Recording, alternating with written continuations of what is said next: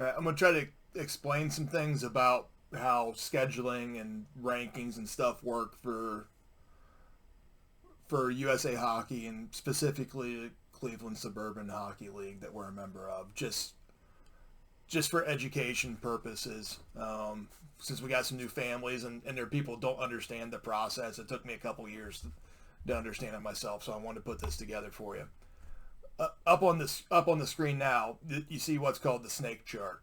Okay, so this is every 12U Pee Wee team in the Cleveland Suburban Hockey League. All right, so 18 programs, 38 teams at the Pee Wee level. All right. So before we go in the preseason scheduling, so 3 weeks ago, I submitted that we are B mid. Right, so we're a B level team, and I think we're going to be in the middle of the pack in B. Okay, so that's where we're at. We're right here, number 337. So these four teams here, we could be 334 through 337. Those are irrelevant, right? The actual number. Whereas you see Menor, who we played Sunday, is 338. They rank themselves as B weak. A couple other teams we've played. So we started off against Eastside Tigers, their Pee Wee 2 team. They rated themselves as B strong, right? And so they're number 330. We tied them, right, in the first game. And then we played North Olmsted's Pee Wee 3 team. They said, hey, we're A3 mid. All right, so we're going to be an A3 division middle. All right, so they're number 327. All right, so we tied those two teams, which we theoretically we should have tied Eastside Tigers. That's fine. Theoretically, we should have lost to North Olmsted, but we tied them. All right, we had a great game. They didn't have their best game. That's how it may have worked out there. All right, and then in theory, we should beat Mentor. Because they rated themselves lower than us, right? So that's a fair game. We beat them by 1 goal. That's probably about where it should have been, right? Next time we play them, next weekend, could end up a tie, and that's fine. So that's just kind of where we sit right now. But you see in the CSHL, we have AA, right? So 6 teams in the AA. Identified as AA. They're not in the AA yet. That'll be determined before we go to the regular season. All right, so those are pretty high skilled teams. They're pretty good. We're not going to play them. It'd be a really bad time. Then you see the A is split into 3 different A divisions in the CSHL: A1, A2, A3. All right, so A1, a top A1 team can compete with the AA team. All right, they're probably going to lose, but it's going to be like a 4-2, 4-3 game. It's going to be pretty good. Last year when I coached a Bantam 1 team, we were in A1. We finished the regular season second place in A1. We played 4 of the 6 AA teams.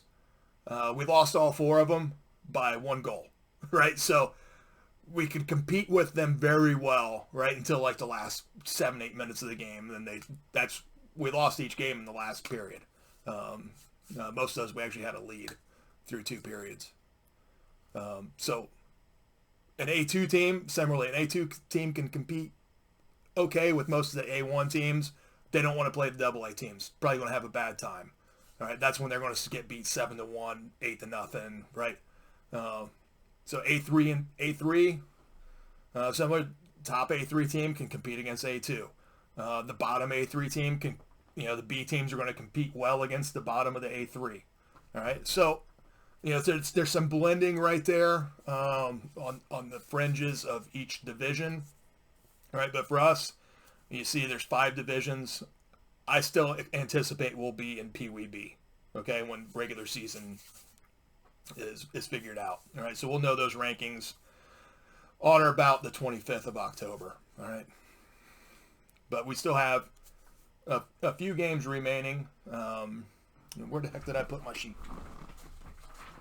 All right, so I have my own printout of the snake chart right here, and I've kind of highlighted all the teams that we're playing.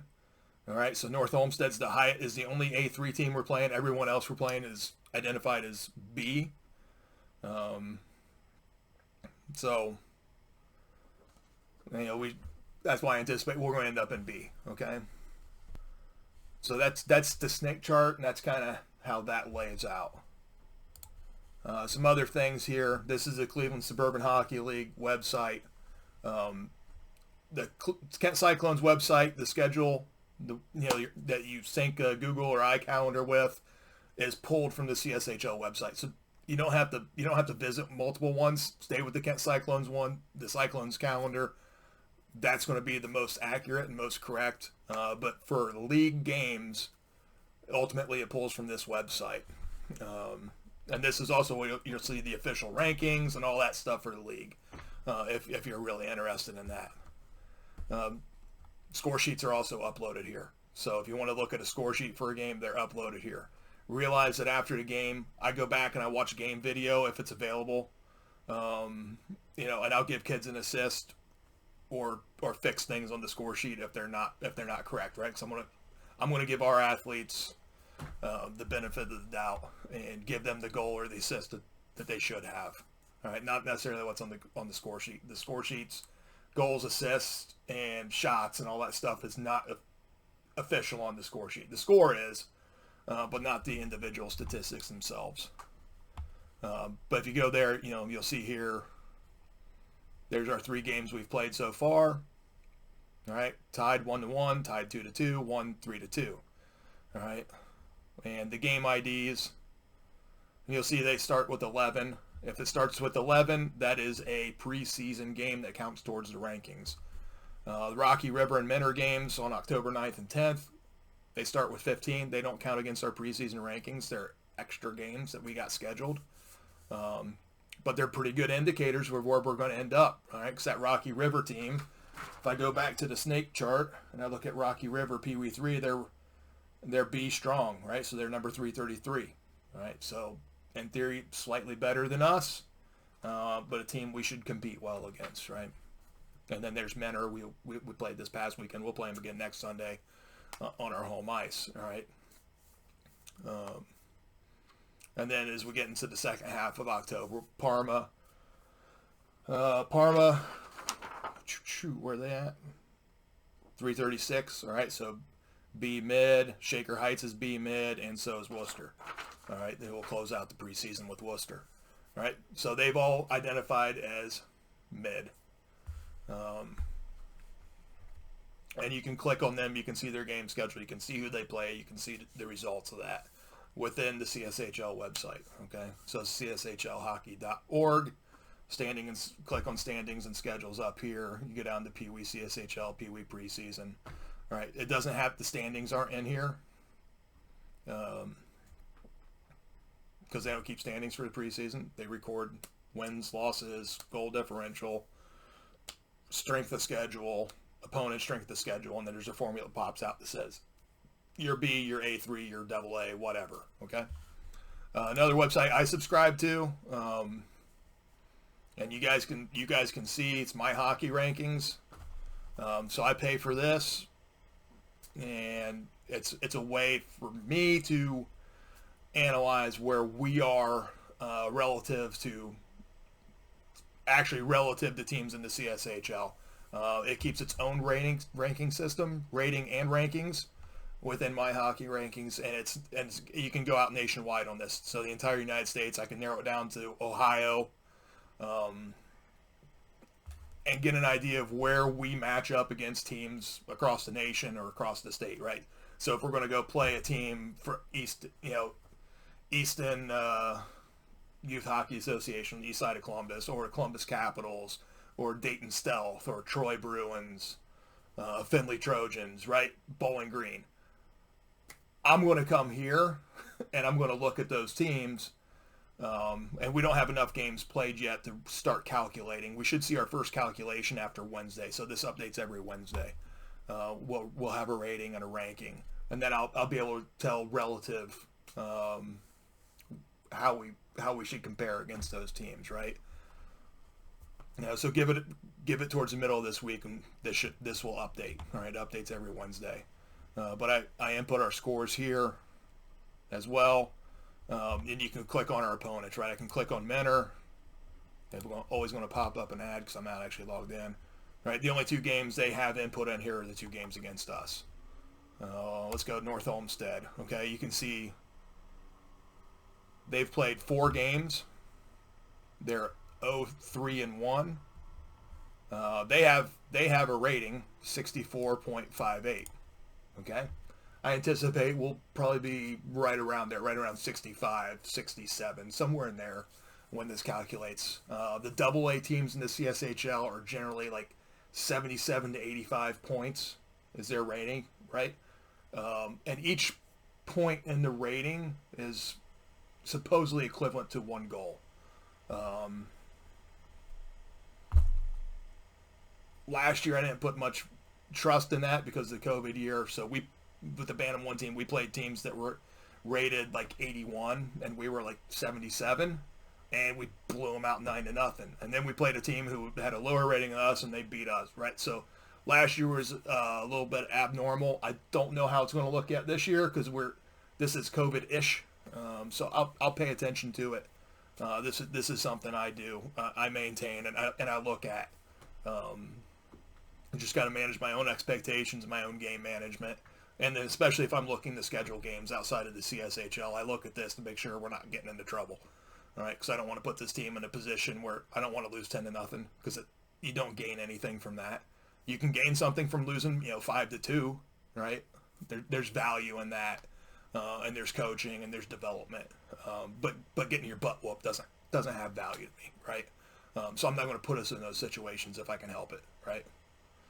So I use this system, right? So you can see that North Olmsted team we played. Right here they are. Their record's only calculated as 0-1 because they've played 3 games since the last calculation.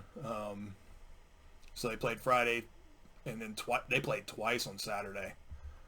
So this Friday night they lost to our PW3 team 6-0.